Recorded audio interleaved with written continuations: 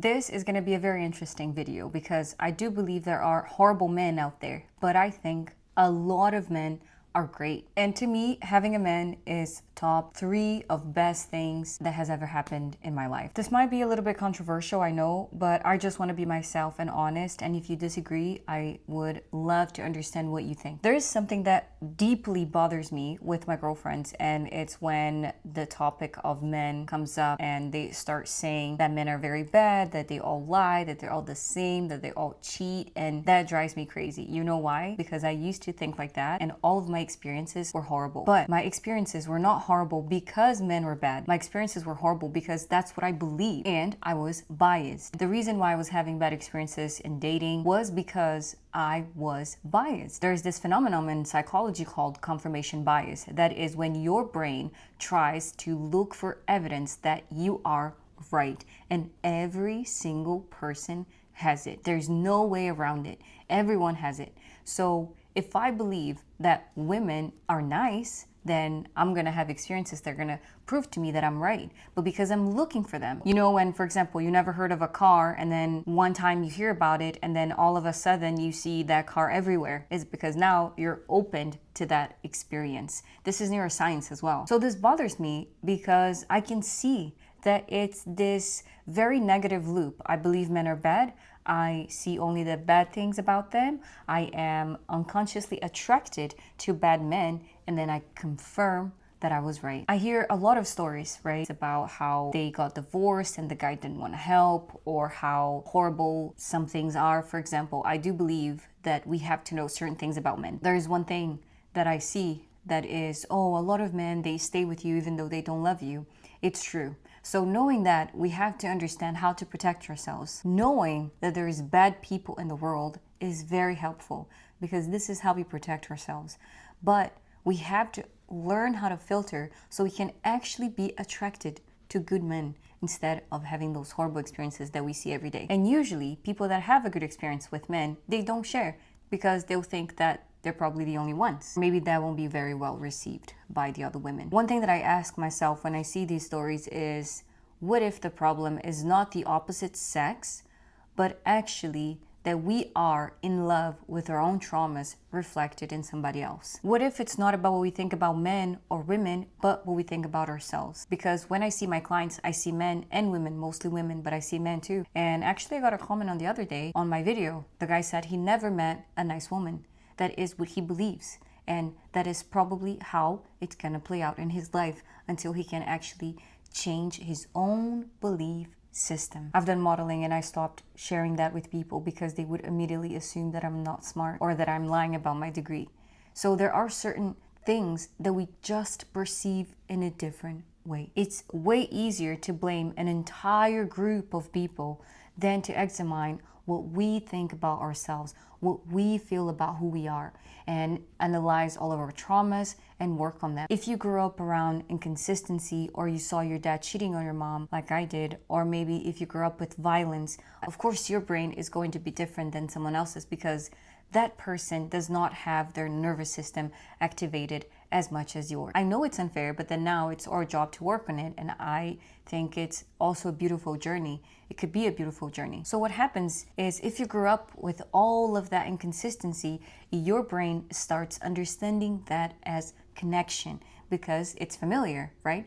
Familiar meaning family, meaning love, connection. It's important sometimes to understand what a word means deeply. Familiar comes from the word familia, which means family. So of course, there is nothing that's gonna beat familiarity, meaning family, in your brain and in your heart. So then you are an adult and you meet someone that gives you all of the feelings.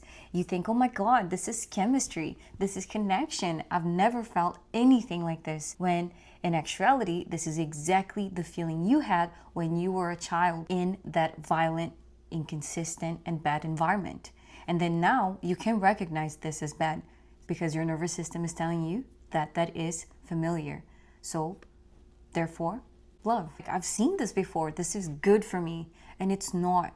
Listen, After I understood certain things, I was very young I'm still young, but when I felt like I understood this, I was probably 20 years old. And I think I learned very fast, but I started my dating life young. When I understood that actually, if I believed men were good, I would start attracting them and feeling the connection that I wanted to feel in a more calmer way, I started attracting very nice partners, men that would teach me, that would take me places, that would love and respect me, that if they didn't love me, they would come up front and tell me exactly what they were feeling without making me feel crazy, without making me feel I was being gaslit or anything like that. So one thing that I need you to understand is that you can change that pattern. Don't let them fool you. In my heart, I believe that there's like this agenda, this plan that we need to be divided, because when we are divided, then it's easier to control us. But when we are connected, when we are together, and when we are partners in life, then we can go through life in such an easier way. So when I see all of this bitterness around men and women, it makes me genuinely so sad. That's why I'm making this video. And there's a part of me that is kind of scared of the comments of like people saying that I am naive and all of that. I understand that people make mistakes. And to be honest, I think it's naive to think that there are only bad people in the world. Not only naive, it's actually stupid, because you don't know everyone in the world. So how can you assume most people are this or most people are that? Another example of this is when you know your friend, and then your friend is such a mean guy with a girl, or your girlfriend is such a mean girl with this guy. But then he or she meets somebody else and it's like they're a completely different person. They're like, oh, he's changed for you.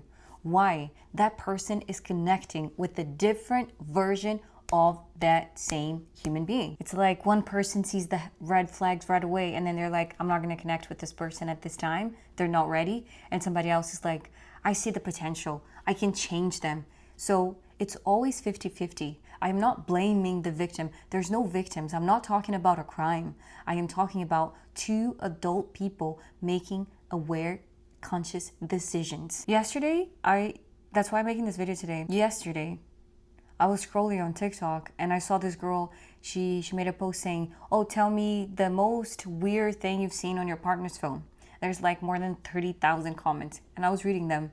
And because I was curious, I'm curious about human behavior in general. But then there's something that caught my attention. A lot of people are like, I've been single for 10 years and I was sad until I saw this, because now I'm very happy that I'm single.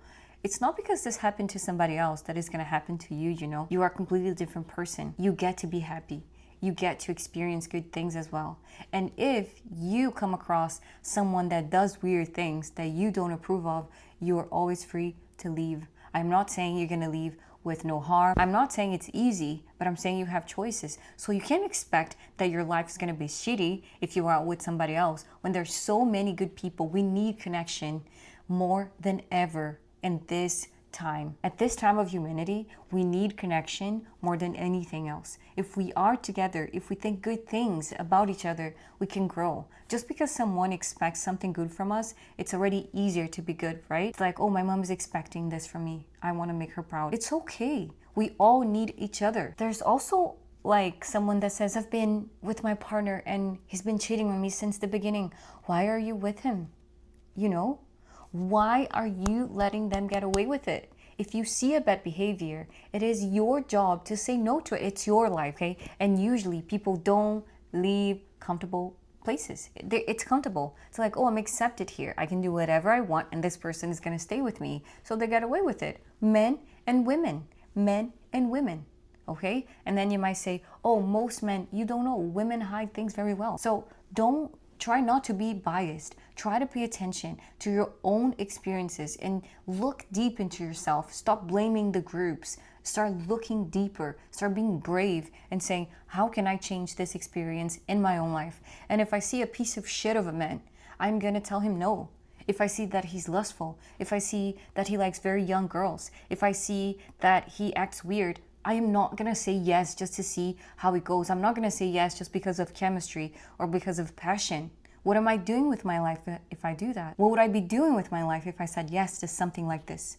So that's what I'm trying to bring you. So the real question is, why are you giving third chances, second chances. I don't think everyone deserves a second chance. I am not God. I am not at that level of humanity. If you play with me, you're out. There's no like, oh, but this, maybe you're gonna change. You're not gonna change.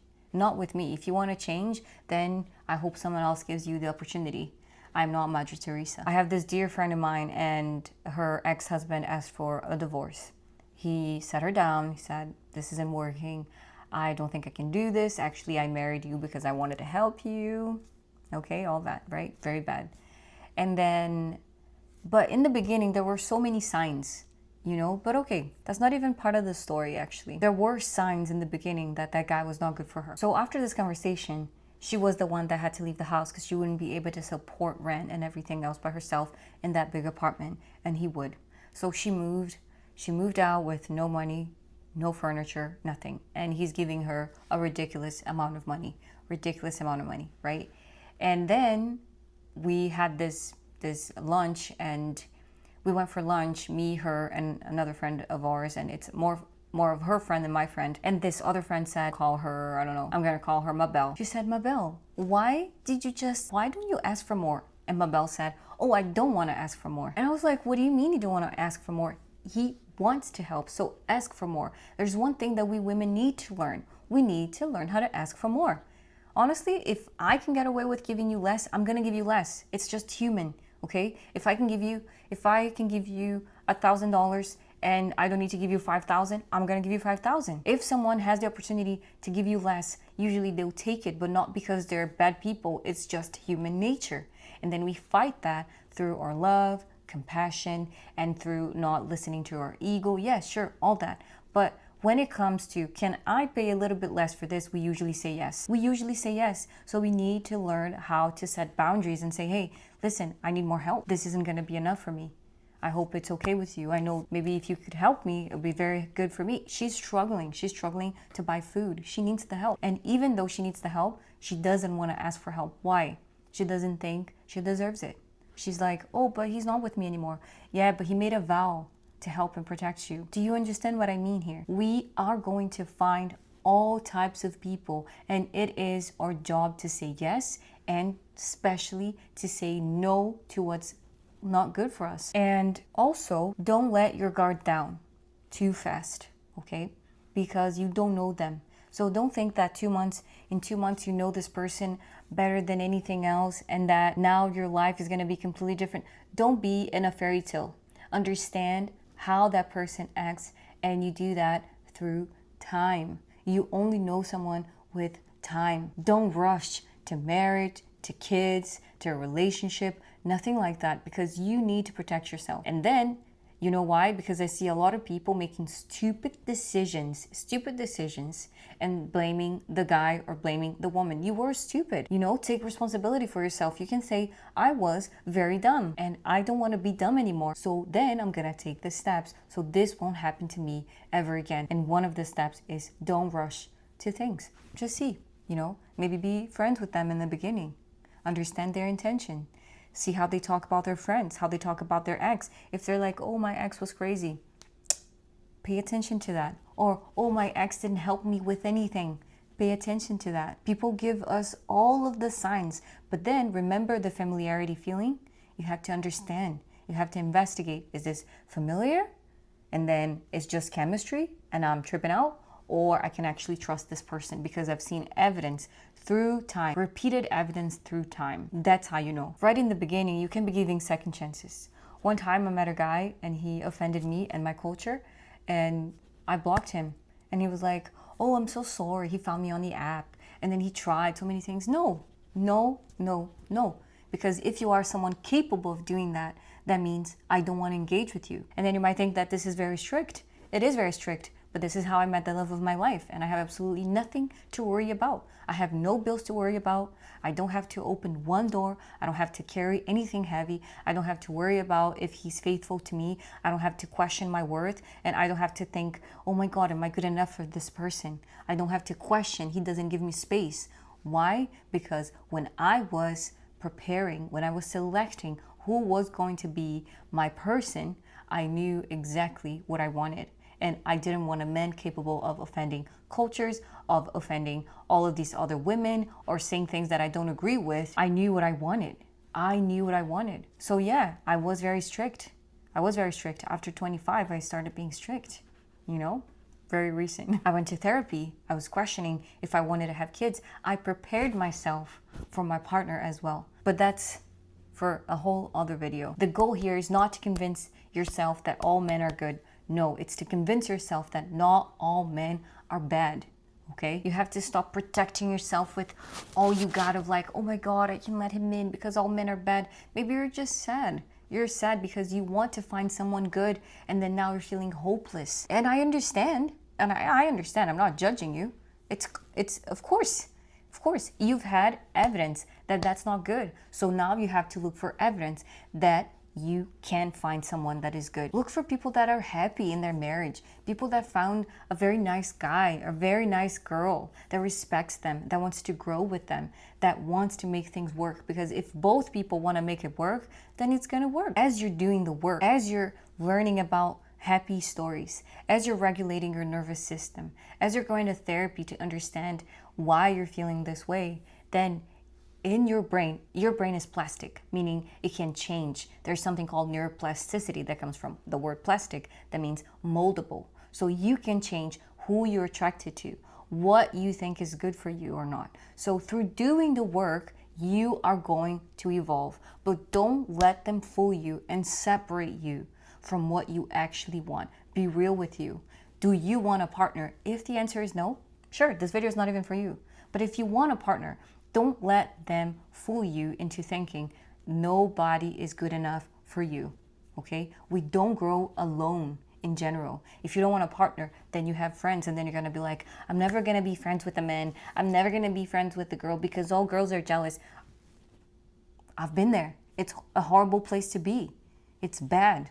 Listen to me, it's bad. And honestly, sometimes the biggest transformation is not finding a partner. It's becoming the version of yourself that can recognize one, that can recognize a good partner, that can recognize a good friend, because you trust yourself. You're not listening to people that are frustrated. You are listening to yourself. I hope you guys enjoyed this video. If you disagree or if you agree, I would love to know in the comments, and I'll see you in the next one. Bye.